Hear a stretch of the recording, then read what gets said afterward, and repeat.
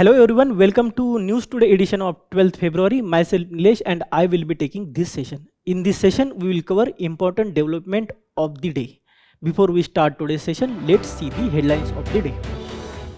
In this session, we will cover 5 main news, 1 personality news and 8 quick updates. In main news, first main news is about Dawes Compact on Antimicrobial Resistance 2025, which has been launched by the World Economic Forum. Then second main news is about space-based system propelling national development goals. Then third main news is about NITI Aayog report, which is talking about scenarios towards the Viksit Bharat and the net zero waste report. Then fourth main news is about periodic labor force survey released for the October and December quarter 2025.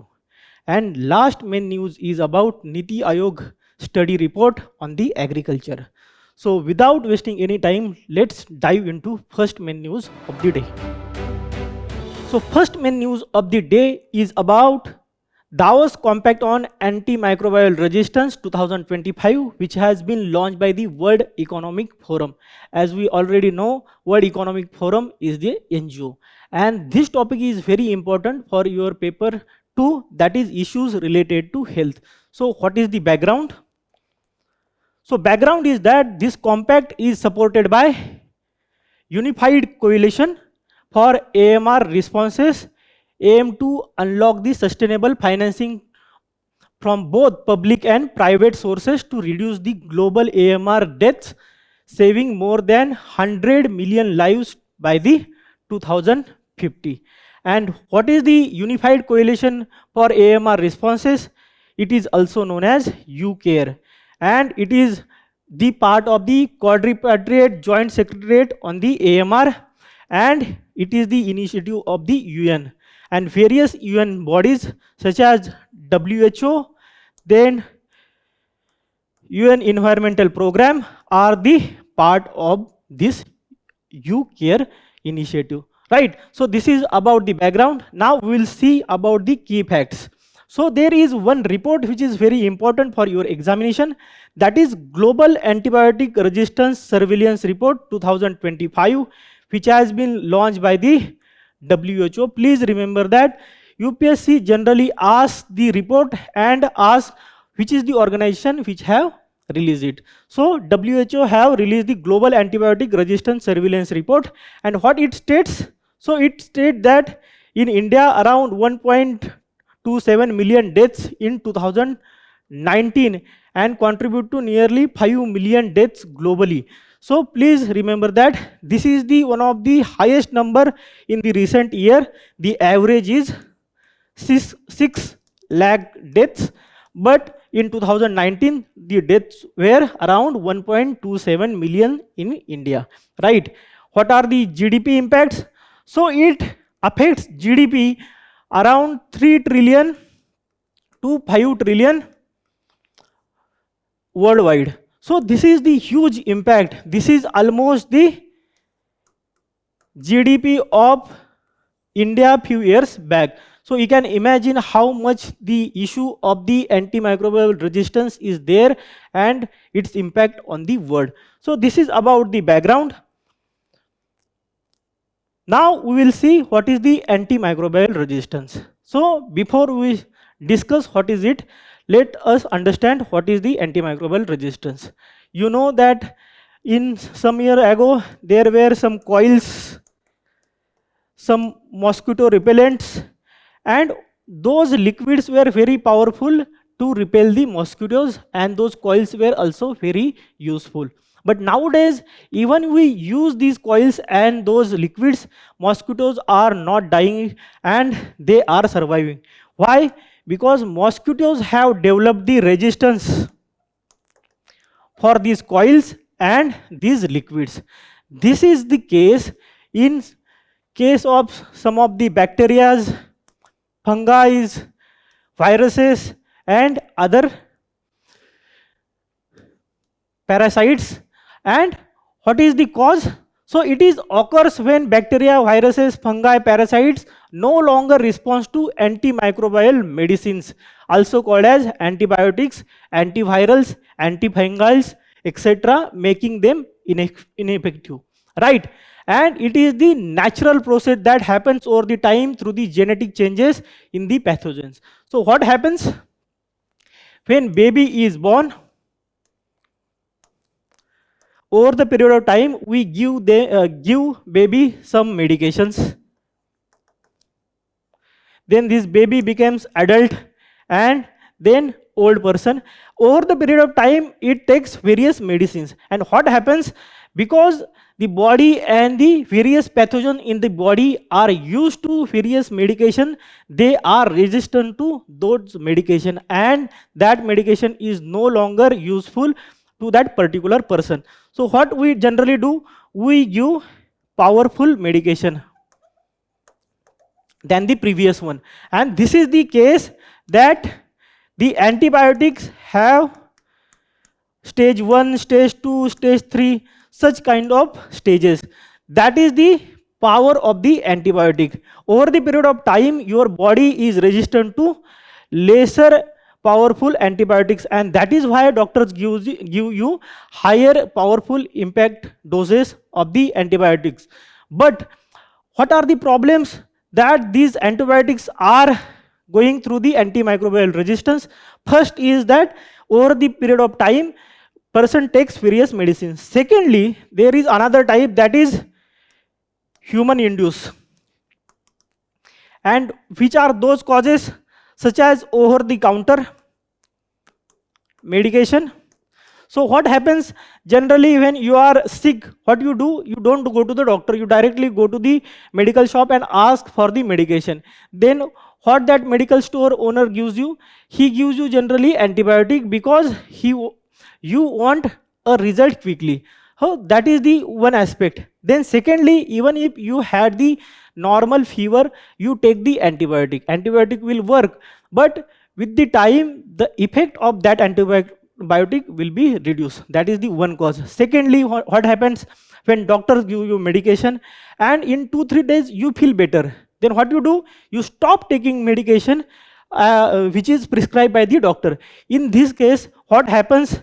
That the disease is not cured properly, and there are some of the bacteria or the fungi in your body, and those fungi become anti-resistant to that particular medication, and after in future when you feel sick, that antibiotic is not working properly. That is the second thing. Then there are also some agriculture activities. So in agriculture, many times what happens, that the animals are given the antibiotic for the growth, for the anti-disease treatments, and those antibiotics are also coming in our life through the meat or through the milk and all the dairy products.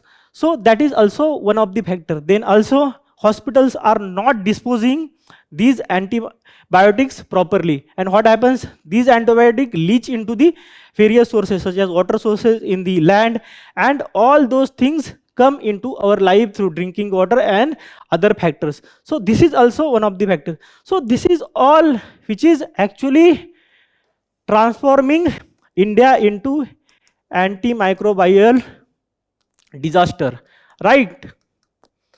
So these are the some of the causes, some of the natural causes, some of the human made causes. This is about the AMR in India. What is the status of AMR in India? Around 6 lakh lives, as we already discussed, are lost each year due to the resistant infections. And in 2019, the number was highest, right? So this is all about the AMR. Now we'll see key issues with the rising AMR. So what are the key issues? The first issue is about spread of drug resistance pathogen. And because of the spread of drug resistance pathogen threatens ability to treat common infection and perform life-saving procedures. What happens? Because you are drug resistant to many of the medication, you are endangered in life-saving procedures because the drugs are not working on you. That is the first thing. This is very rampant in India, particularly regarding the TB, right? So the drug resistant TB is increasing, and the reason is that because we are taking antibiotics without the prescription and without the need. That is the one thing. When we are learning something in UPSC, it is not only for the examination purpose. It is also impactful and useful in your life, in your family life, in the life of the society. So please understand the AMR which is rampant there, because we are not very aware about these things, and you should be aware of these things. Then secondly, there is spread of resistance genes, because there are resistant genes which are creating, and that is creating the silent pandemic, as we already discussed, and it is expected to cause over 39 million deaths globally between 2025 to 2050. So please understand, around 40 million deaths will be there because of the antimicrobial resistance. So this is a huge pandemic, right? Then there is impact on the human capital. Please understand. So what is the human capital? So human capital is the capital of the humans which are skillful, which are educated, and which contribute to the economy impactfully. But because of the weak population, because of their health is not good, it is affecting the overall economic development. How it is affecting the overall economic development? So the health is weak. What happens when health is weak? So the weak adult, right, their capacity to education is also less, right? And because their capacity is less, the economic contribution and economic growth is also less, right? And when economic growth and economic contribution is less, there will be poverty and lack of capacity to treat the health diseases, right?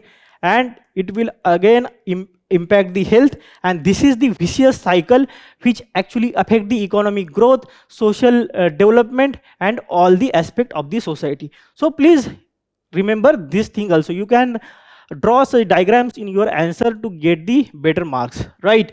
Then there is economic burden. As we already discussed, there is economic burden about 5.2 trillion according to World Bank, right? So these are the some of the issues with the AMR and rising AMR.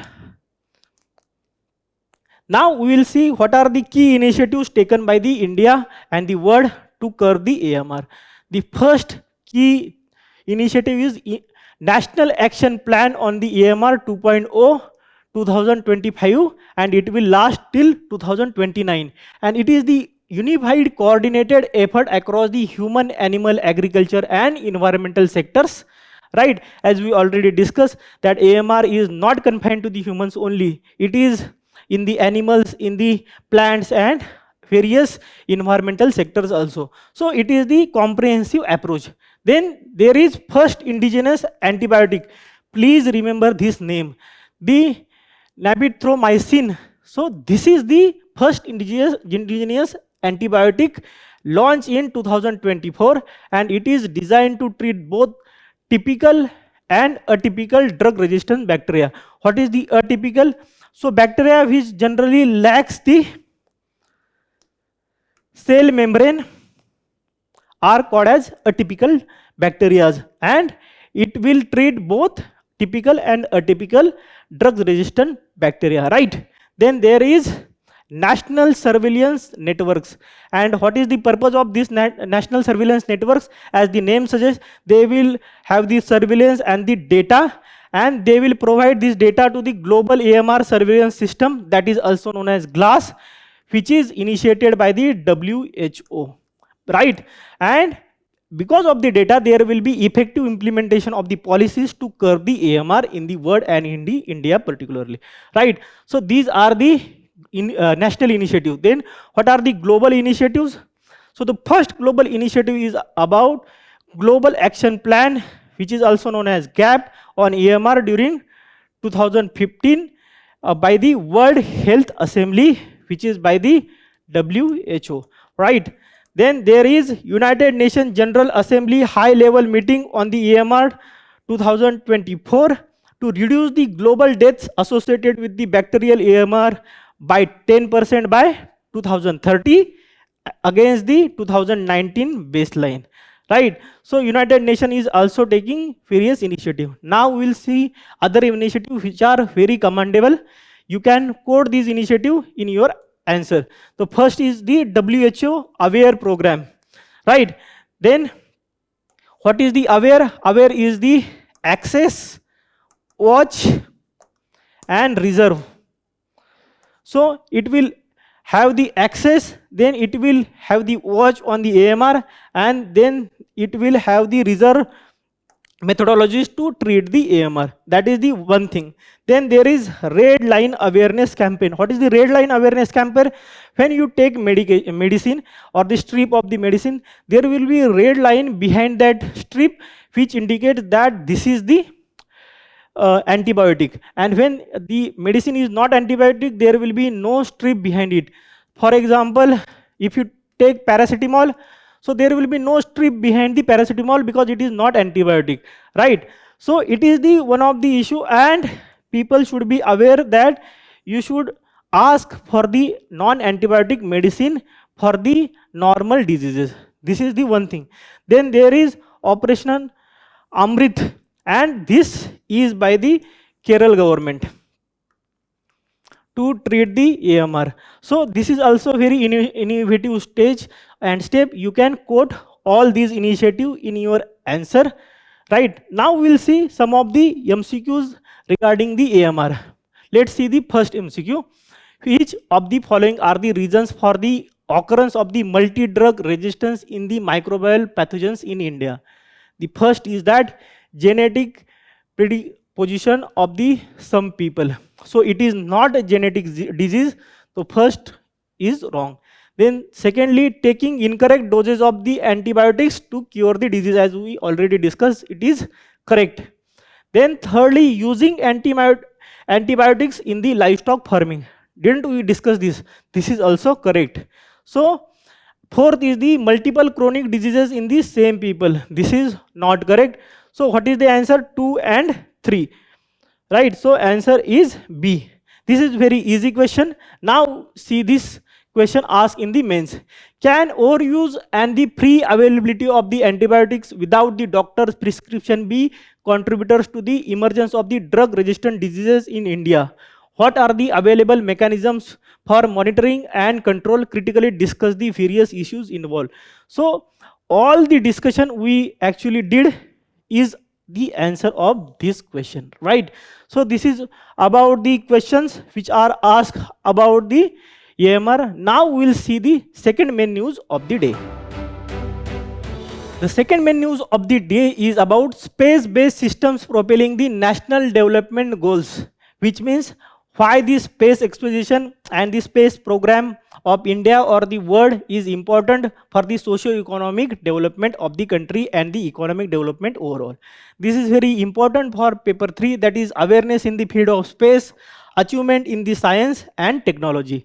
So let's see the development. So Indian Space Research Organization have undertaken various initiatives and projects to aid the national development across various sectors, and this has been stated by the government in the parliament recently, right? So this is the background of this. Now we'll see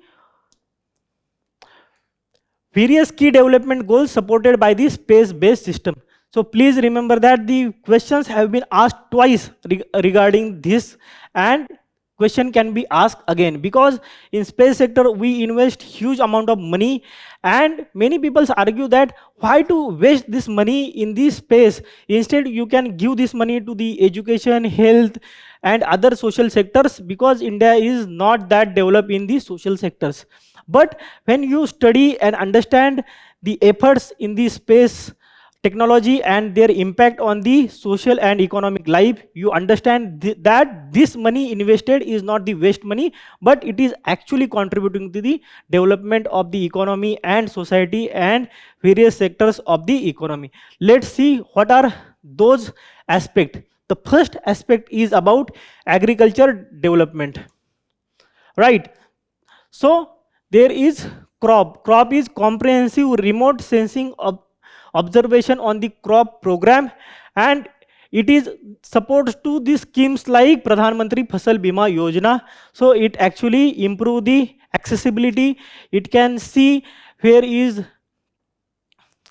various agriculture losses to give the Fasal Bima. So this is the one thing. Then there is disaster management because of the satellites, Earth orbit, Earth observation satellites and other satellites. So it helps monitoring glacial lakes, then mapping of the flood affected area, lightning nowcastings and satellite integrated landslide management and the alert system. And by that we can actually avoid the man and material losses due to disasters, right? Then there is also cyclone management system which is very effective in curbing the loss of the human life and the material life, which is very effective in India particularly. This is also one sector.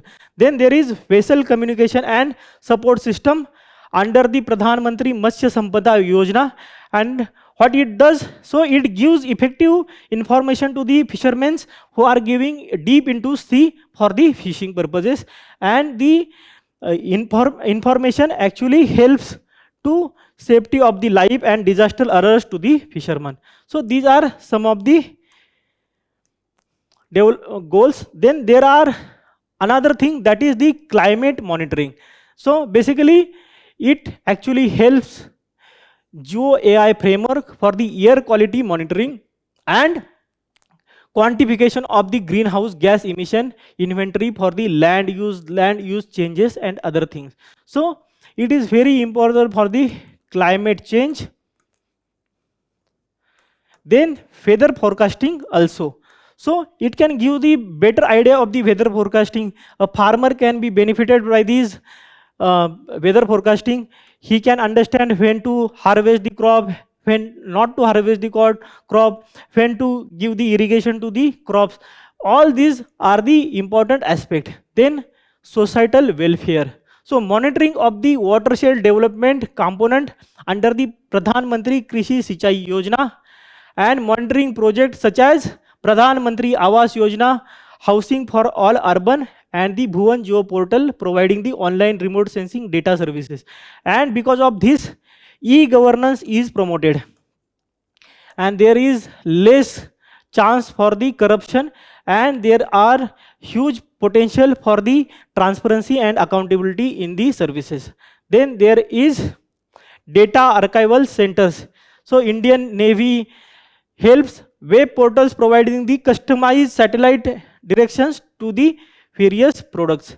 And there are other services also, such as research and then basic science. Because of this research and the basic science, there is development in various sectors related to space, supernovas, and even the Mars mission, even the moon mission and its related development. That is one aspect. Then there is product which are developed because of the various inventions related to space. So basically NASA had the development wing which generally creates the products which are useful in this space, but those products nowadays become the daily part of our life, such as memory phone, then scratch resistant lenses in your lenses, then there are camera phone sensors, then there are cordless tools such as cordless mics and all those things, and then water purification systems,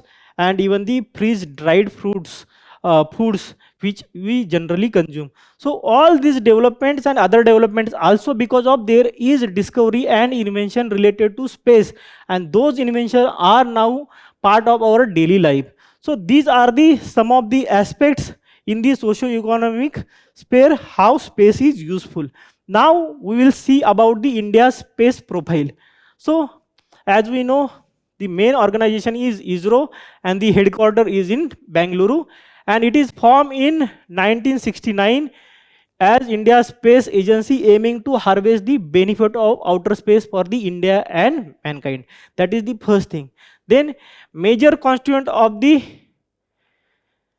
ISRO is under the Department of the Space, right? Then what are the major fleets? So the active operational launch vehicles such as Polar Satellite Launch Vehicle PSLV, then GSLV, then Geosynchronous Satellite Launch Vehicle MK3, and what are these key spacecraft missions such as NISAR. Then there is Aditya L1 for the solar observation. Then there is Chandrayaan 3, which landed the rover on the South Pole, right? So these are the some of the important missions. Then which are the upcoming missions such as Gaganyaan and Bharatiya Antariksh Station 1, which is expected by the 2021. So the first component of the Bharatiya Antariksh mission will go in 2028 as per the government information in the parliament, and by 2035 overall station will be in the space. So this is about the India's space profile in general. Right now we'll see the MCQ related to it. Please understand there have been various MCQs and the mains question in this. I have given some of the question. Try to solve other questions also. The first question is from the 2018. With reference to India's satellite launch vehicles, consider the following statement. First statement is that PSLV launch satellites useful for the Earth resource monitoring, whereas GSLVs are designed mainly to launch communications satellites.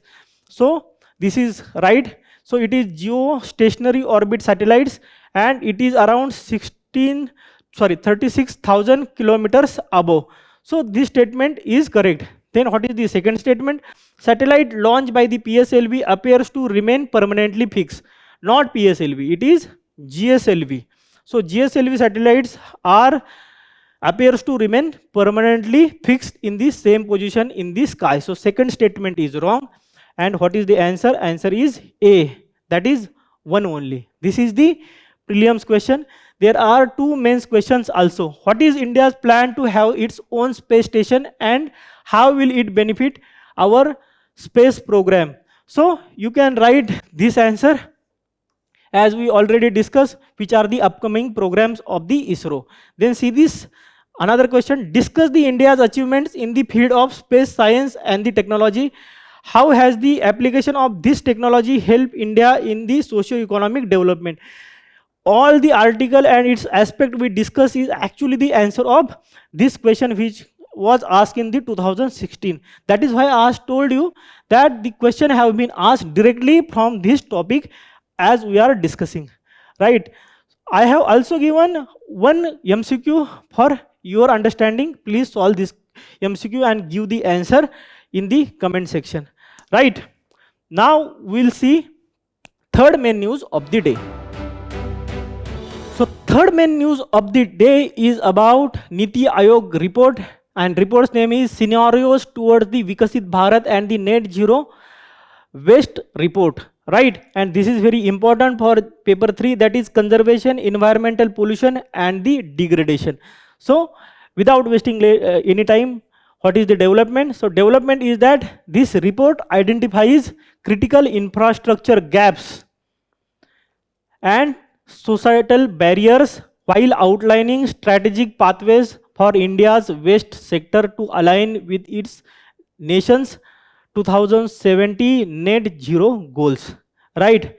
And in India, legally, the waste is classified into 6 types. Please remember this fact. You can directly write this fact as an introduction to your answer also, right? And which are those 6 types? The first is the municipal waste, second is the hazardous waste, then there is electronic waste, then biomedical waste, plastic waste, and finally construction waste, right? So this is the important fact. Then there is solid waste management rules, and which will be effective from the 2026, and these will replace the rules which were there from the 2016. So please remember these rules also, which are very important for your examination. And in this there will be 4-stage segregation, so such as wet, dry, sanitary, and other critical waste. So these are the 4 stages of the segregation of the waste. Then they are also talking about the responsibilities of the states. Then it is also talking about the waste treatment. So these are the some of the points the question can be asked regarding the solid waste management rules 2026. So this is the big background about it. Now we will see current status and challenges regarding the waste management. And before that, there are some of the legal and statutory provisions. And which are those provisions? The first is that Air Act, then there is Water Act 1974, 1981, then Environmental Protection Act, and under Environmental Protection Act there is CPCB, Central Pollution Control Board, and the State Pollution Control Boards, right? So this is the institutional mechanism you should remember to write in your answer. So this is about the legal status and the mechanisms. Now we will see the current status and the challenges. So what is the current status? The emission contribution. So waste sector generally accounts for 2.5% of the India's total emissions as of 2020, right? Then there is infrastructure gap, as we already discussed. And what are those gaps? So currently only 39% of the India is covered by the sewage network, and the other sewage is just flowing like that only. And out of that, only 44% sewage is collected and treated. Other sewage is directly sent into the rivers and the ocean and other water bodies. So that is the very important aspect. Then there is urban pressure and the high waste volume. As we already know that India is expecting to reach urban area of 53% by the 2050. And for that there is no proper infrastructure to waste management.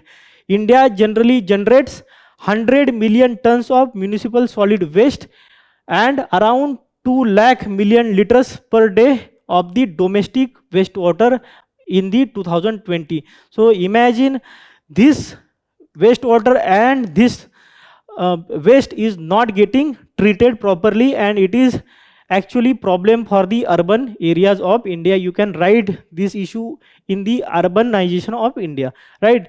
Then there is low processing. Only 39% of the waste is being scientifically processed. And there are other issues also, and which are those other issues? Such as limited segregation, unmanageable plastic waste, and there is social stigma also. So generally to cleanliness and to collect the waste is considered as the social stigma, and one class of the society generally does this job. So Indian society as a whole is not very favorable for the cleanliness in the society. We want our home and our surroundings to be clean, but we don't want and our society to be clean, and we don't take proactive measures for it. So we think this is the job of someone and not ours. So this type of societal stigma is actually affecting the waste handling. And there is also problem of fragmented data systems, which is also affecting the effective implementation of the waste collection and management. So this is about the current status and the challenges in the waste collection. Then we will see key transformation levers which has been suggested by the NITI Aayog. And the first lever is that solid waste. Then what NITI Aayog is saying? So NITI Aayog is saying that biomethanization through the biogas plants is the one of the solution. Then it is also talking about the salt segregation. So it is saying that the waste should be segregated at the source only, right? And achieving 100% door-to-door segregation in the line with the Swachh Bharat Mission 2.0, right? Then it is also talking about the bioremediation. And what is the bioremediation? So it is talking about the cleaning up of the legacy waste. And what is the legacy waste? Legacy waste is the old dump sites. So there are waste mountains and hills around Delhi also and various cities. So such legacy waste should be used and through the microorganisms and non-sterile open environment to eliminate or to reduce the hazardous waste. So these are the some of the aspect for the solid waste suggested by the NITI Aayog. Now it have also suggested some of the measures for the wastewater. And which are those measures? So the first measure is that the domestic wastewater treatment. And it is saying that the augment the sewer network and cover 85% by the 2070 and ensure 100% fecal sludge treatment by 2070 through the fecal sludge treatment plants and co-treatment. And because of this fecal material in your water, there are E. coli bacteria. Please remember the name E. coli bacteria, and because of this you may infected with the hepatitis B, hepatitis C and other diseases. So this is the important aspect. Then it is also talking about the industrial wastewater. And what it is saying?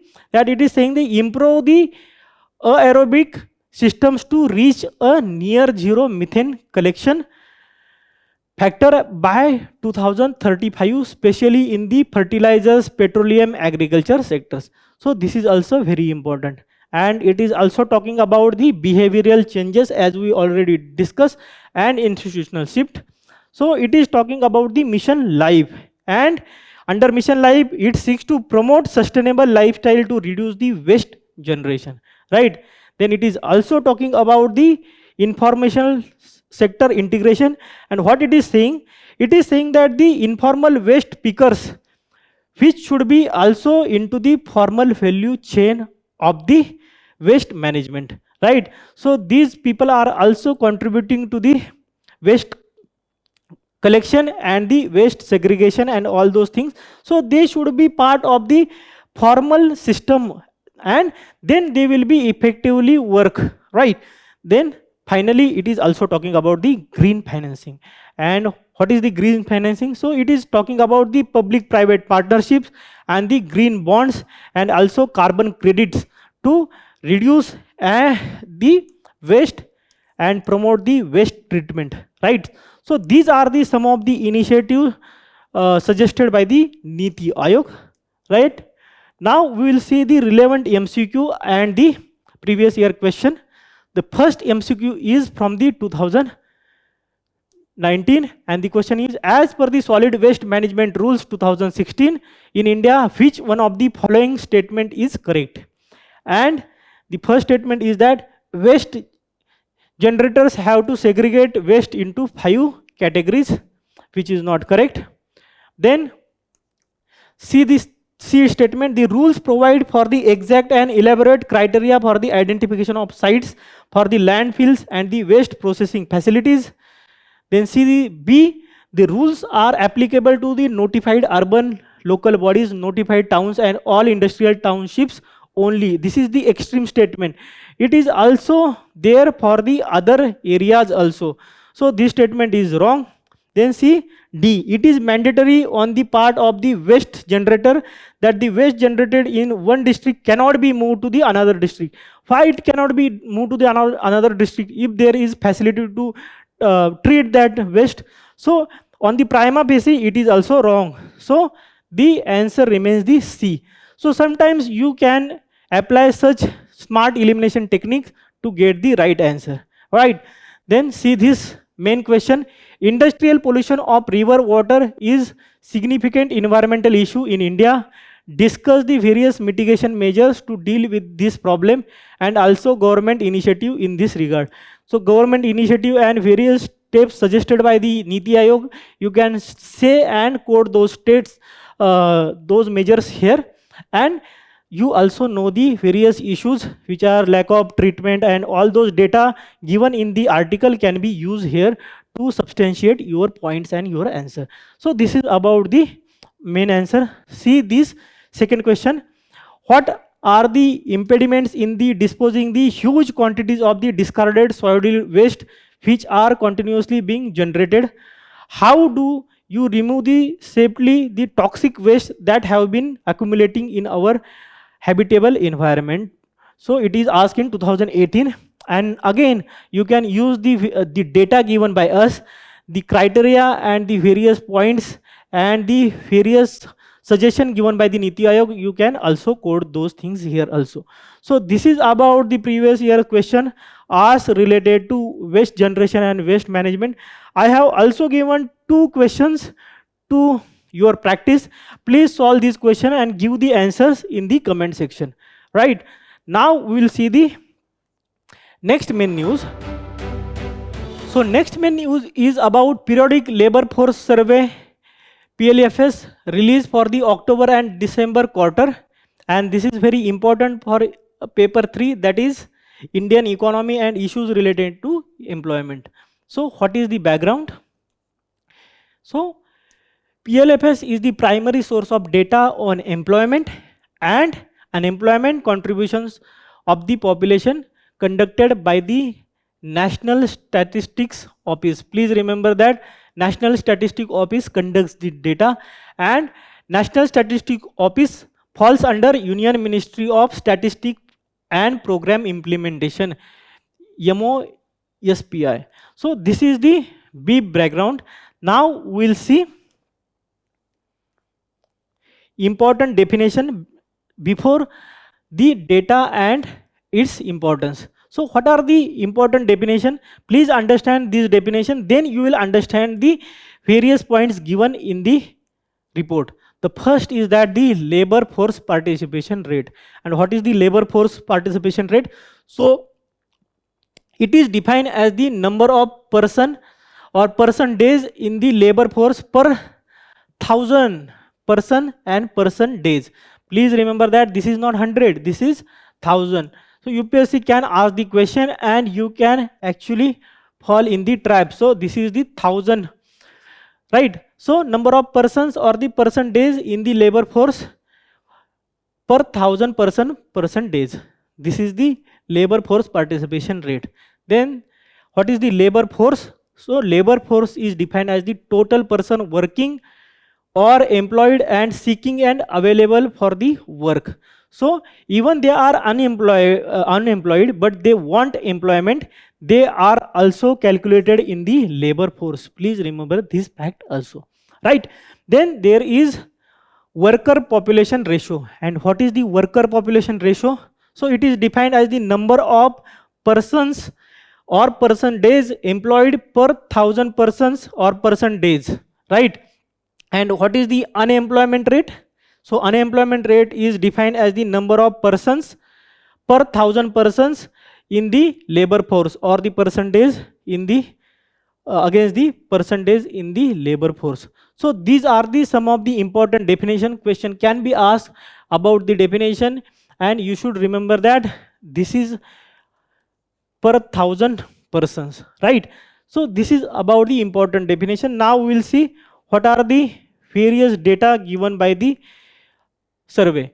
So key findings are that labor force participation rate overall among the persons for the age 15 years and above witnessed an increase to 55.8%. Please remember one fact also, that the age is not 18 years, the age is 15 years, right? So this is also a very important point. Then what is about the female labor force participation? So it is also showing the increasing trend, and overall labor force participation of female have also increased to 34.9%. So you can quote these facts in the women empowerment and other aspects, right? So this is very important also. Then there is rise in workforce in toto. And what is the fact? The overall worker population ratio for the persons of the age 15 and above have rose to 53%, right? And regarding the rural workforce participation continues to show steady upward trends across both the genders, female and males. Then there is data regarding the unemployment rate and what it is saying. So it have declined across both the rural and it is around 4% in rural scenario, and in urban scenario it is about 6.7% in various sectors, right? So it is advisable that this should be below the 5%. In urban setup it is little higher, which is around 6.7%, right? Then there is self-employment data also, and self-employment have been increased in both rural areas and in urban areas. And then there is also point regarding the concentration of the workforce. So in rural areas, majority of the workers are engaged in the agriculture activities, nearly 58.5%, as we already know that the agriculture is the mainstay of the rural India. And in urban areas, it is generally in the tertiary sectors remain stable and engaging 61.9% of the workers. So this is about the key findings of the report. Now we'll see important MCQ asked regarding it. And what is the MCQ? First question is that disguised unemployment generally means. And A is large number of people remain unemployed. B, alternative employment is not available. C, marginal productivity of the labor is 0. And D, productivity of the workers is low. What is the answer? Answer is C, marginal productivity of the labor is 0. What is the disguised unemployment? So if there is a field and 10% are working on this field and the field is sufficient to generate employment for the 10%, but what happens in family, the family members are 20 and 10 people cannot be unemployed, so all 20 people come to this field and do the work, and that is why there is no marginal increase in the productivity, but people are working without the need to work there, and that is called as disguised unemployment. So answer is C, because there are more people than need, so marginal productivity is 0 or the less.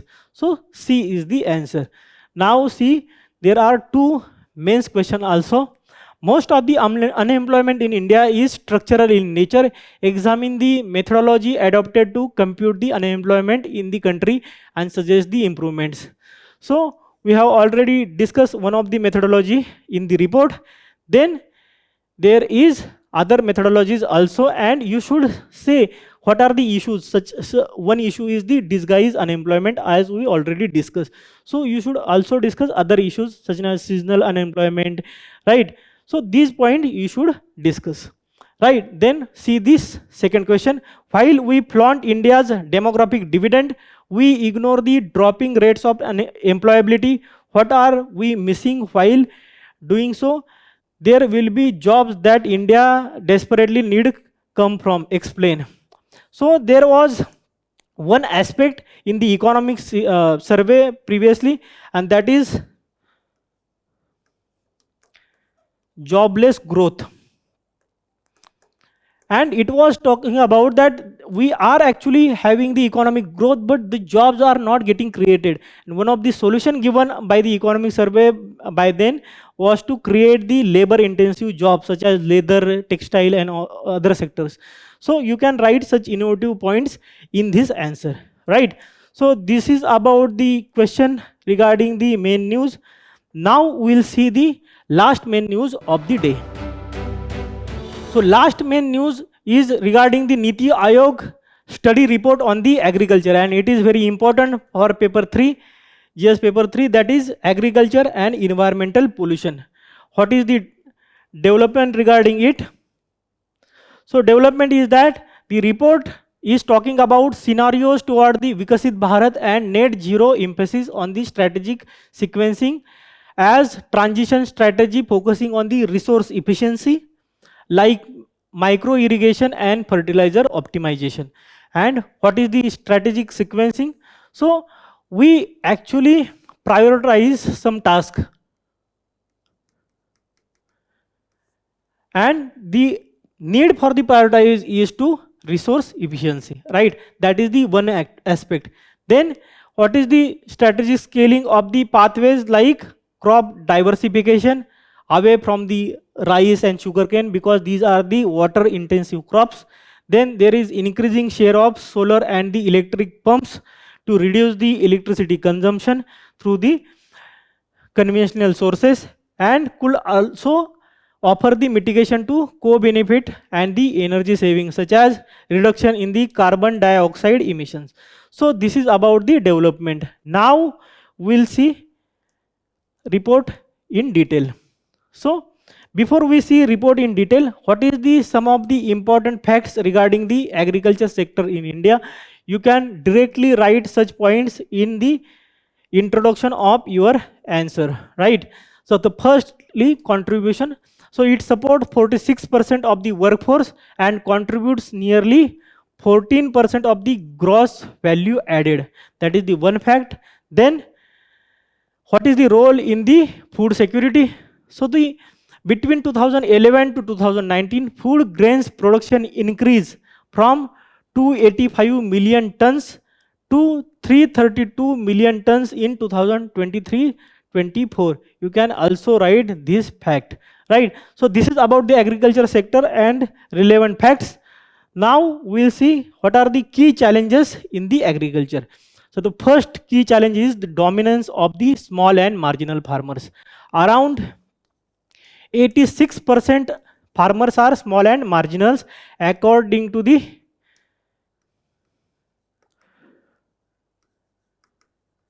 Agri Census 2015. When you give the data, please try to write the source of the data also in the bracket, right? And what is the small and marginal farmers? So small farmer is farmer who have the land between the 1 to 2 hectares, and marginal farmer is who have the land less than the 1 hectare, right? So this is the small and marginal farmer. That is the one issue. Then there is dual challenge of meeting the food demand and managing the environmental footprints. So we are also focusing on the reducing the carbon footprint, and also we are focusing on the food demand of the population. So this is the twin problem for the India. Then there is sector currently accounts to 14% of the national greenhouse gas emissions. So this is the huge related to other sectors, right? And which is driven by the methane from the fermentation and the rice cultivation, and nitrous oxide from the agriculture soils. Generally, artificial fertilizers are very important in that aspect. Then there is, it consumes around 18% of the national electricity, primarily to the power groundwater irrigation and expanding the mechanization. So this is also very important. So it is consuming large amount of energy and also contributing the large amount of greenhouse gases. So this is the key challenges regarding it. Now we'll see emission scenarios. And what are the emission scenarios? Under the current policy scenario, agriculture emissions, which under the non-energy sector, are expected to rise from the 500 million metric ton carbon equivalent from 2019 to 531 million metric ton carbon dioxide equivalent in 2070. That is the one issue.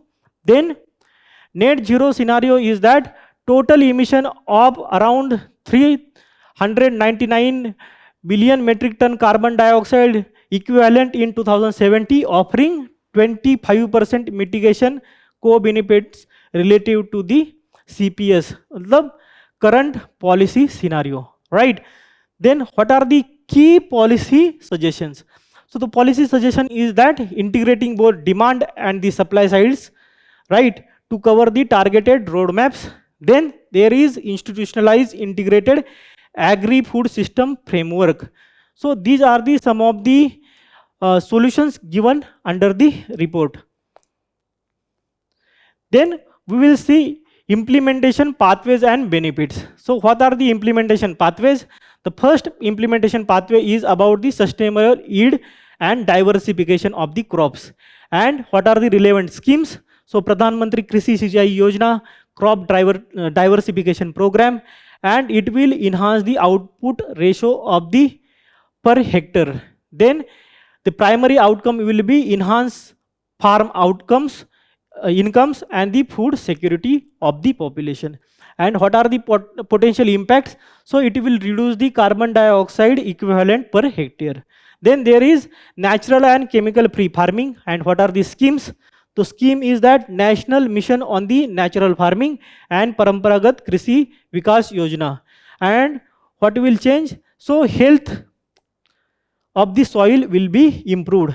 And what are the primary outcomes? So long-term yield sustainability and nutritional security, and reduce nitrous oxide emissions, right?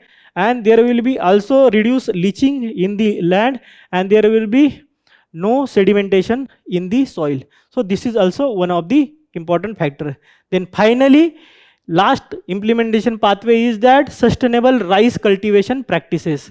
And for that relevant scheme is that bringing green revolution to Eastern India, because Eastern India have the large rice producing states such as Chhattisgarh and other states, right?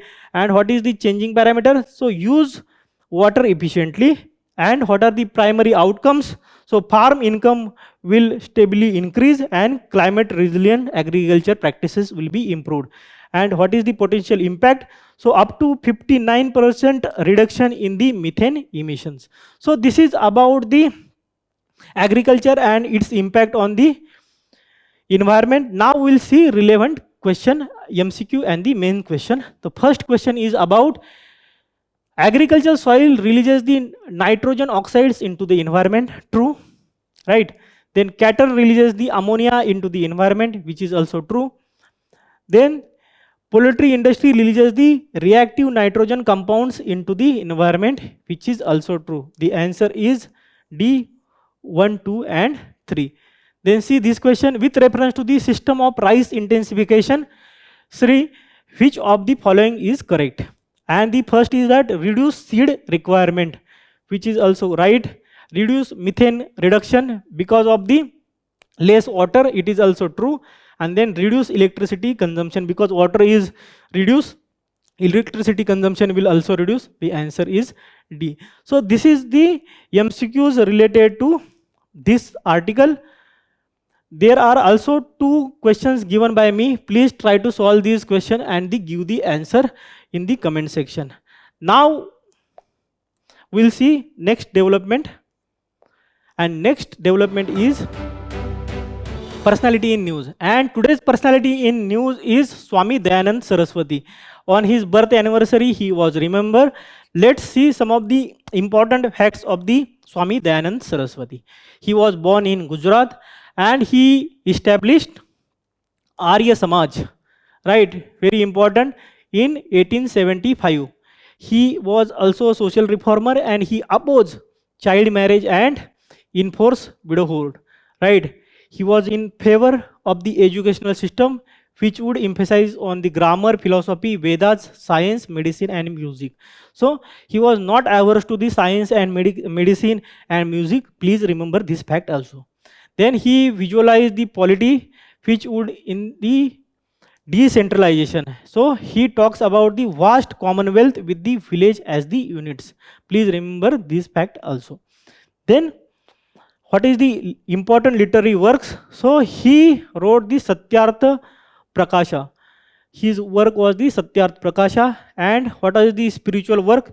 So he propounded Vedic concept of the Traitavada. And what is the Traitavada? So Traitavada is the culmination of 3 Vadas, which means 3 eternal things, which is Ishvara, Jiva, and Prakriti, which means environment. So this is about the personality in news. Also, please remember one fact, that Dayanand Saraswati gave the slogan "Back to Vedas." Right? So this is also very important. One of the controversial things they promoted was the Shuddhi movement. So Please remember this fact also. So this is all about the personality news. Now we will see the quick update.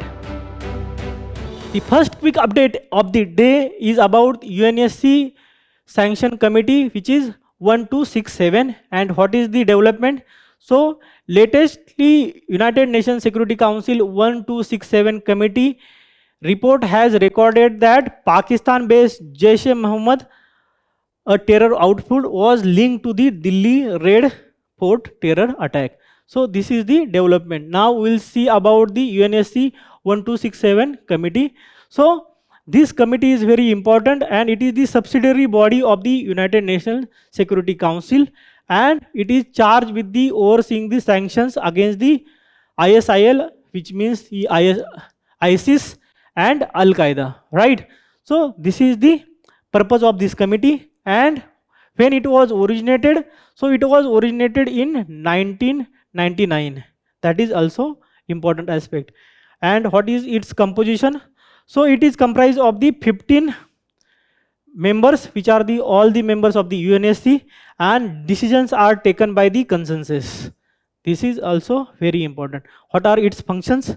So it is designating individuals for the sanction list, considering the request for the delisting and exemptions, and reporting annually to the Security Council related to various terrorist activities of these organizations, particularly ISIS and the Al Qaeda. This is the first quick update of the day. Now we'll see the second quick update of the day. And second quick update of the day is that Arctic Sentry. And what is the development? So NATO have launched the new mission called as Arctic Sentry to bolster the security in the Arctic region, right? And what is the NATO? As we already know that it is the political and military alliance created in 1439 against the Warsaw Pact of the USSR after signing the North Atlantic Treaty, right? And currently it have 32 members, and it is headquartered in the Brussels, Belgium. So this is about the NATO. Now we'll see about the Arctic Sentry. So Arctic Sentry is led by the Joint Force Command Norfolk, that serve as the bridge between the North America and the Europe for the NATO. And what is the strategic purpose? So basically strategic purpose is to maintain stability and challenging scenarios like increased military activity from the Russia and growing interest from the China in the Arctic region. So this is about the second quick update of the day. Now we'll see third quick update of the day, and that is right to recall. What is the development? So recently member of parliament in Rajya Sabha floated the idea of introducing right to recall in the India's parliamentary democracy. What is right to democracy? What is right to recall? So it is a form of direct democracy which allows voters to remove an elected representative before their term ends. If representative is not working properly, so people have the choice to call them back and de-elect them by the voting. So this is the right to recall. And what is the status in India? So in India, it only supported at the local levels in some of the states such as Chhattisgarh, right? In various countries such as USA and UK, the concept is there. In USA, in some state, the concept is there. In UK, this concept is there, right? What are the other tools for the direct democracy?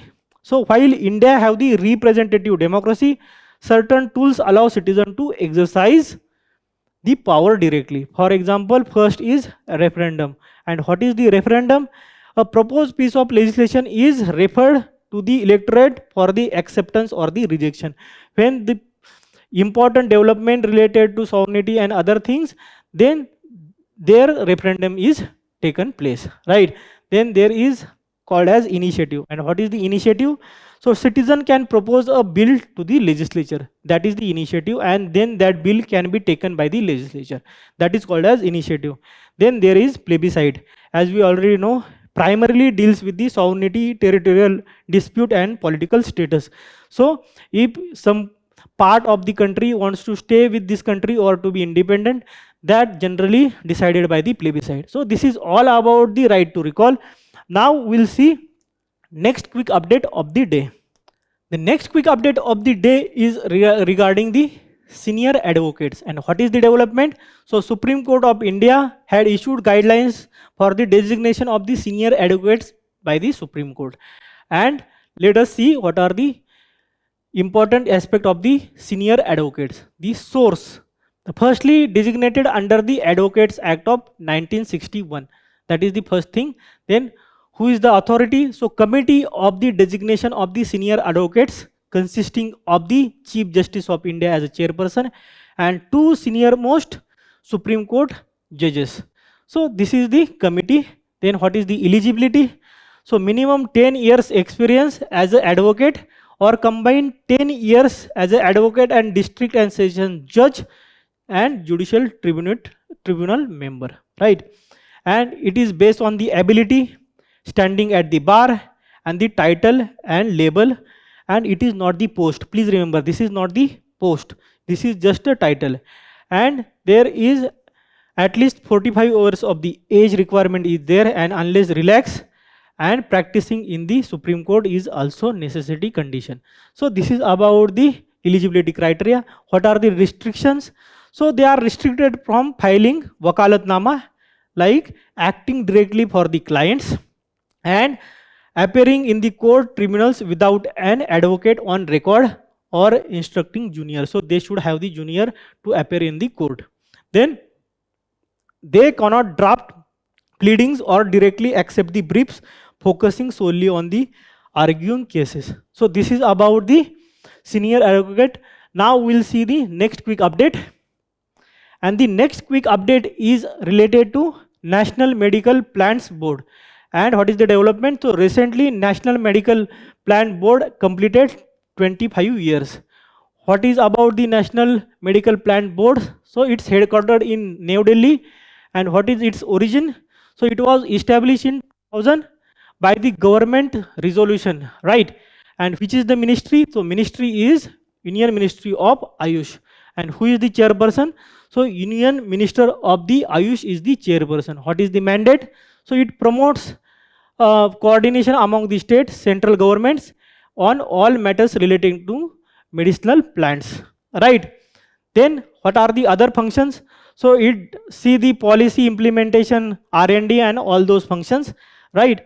And there are some of the important initiatives such as e-Charak portal. Please remember this thing. And it is the online market mechanism for the information exchange between the various stakeholders. This is that. Then there is central sector scheme on the conservation, development and sustainable management of medicinal plants. So this is all about the National Medicinal Plant Board. Now we'll see the next quick update of the day. And next quick update of the day is the Vande Mataram. What is the development? So Union Ministry of Home Affairs have issued guidelines for formalizing protocols for the rendition of Vande Mataram. And what are the changes? So key guidelines is that it should be sung before national anthem when both are played, and audience shall stand to attention except when played as part of the film or the documentary. When it is played in the film or the documentary, then audience need not have to stand up, right? This is the key guidelines. Then let us see about the Vande Mataram. What is the origin? So it was composed in Sanskrit in Bengali script by the Bankim Chandra Chatterjee and first published in the Anandamath in 1882. And what was the Anandamath? So it was based on the Sannyasi revolt. So, right.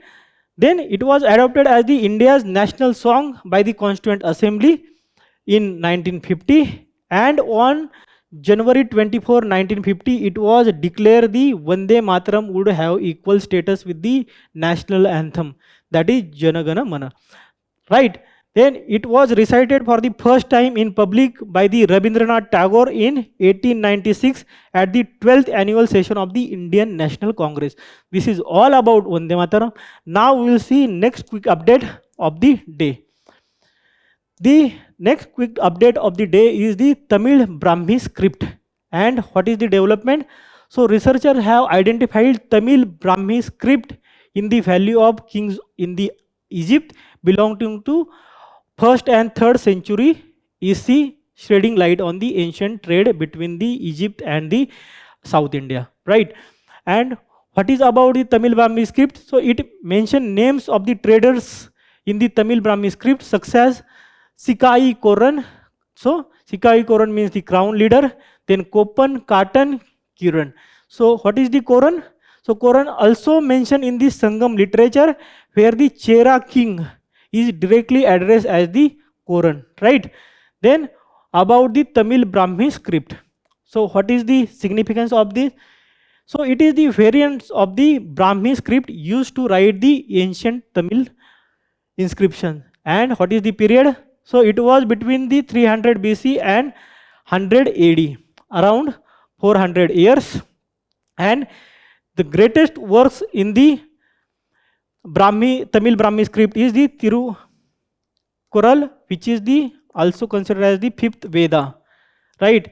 So it is talking about the ethical and moral principles on which the life should be led. So this is about the quick update. Then we'll see the last quick update of the day. And last quick update of the day is UA AI for all. And what is the development?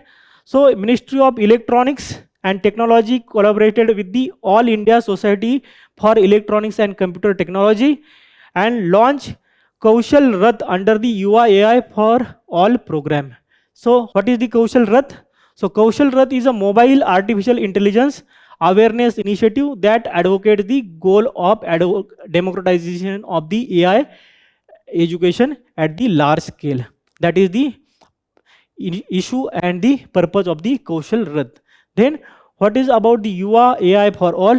So it is a free 4.5 hour self-practice national course, and purpose is to have the AI accessible and understandable to everyone in the society, and available on the leading platform including Future Skills Prime, Got, Karmayogi and other platforms, right? And part of the India AI mission. So UA AI for all is the part of the India AI mission, and mission was approved in March 2024 with a budget of around 10,000 crore rupees over the 5 years. So this is all about the quick updates of the day. So this is all about today. You can also solve the quizzes which will appear on your screen, and you can also solve other quizzes and read current affair material on our digital current affair portal. So let's visit there and study. This is all for the day. Thank you. Happy learning.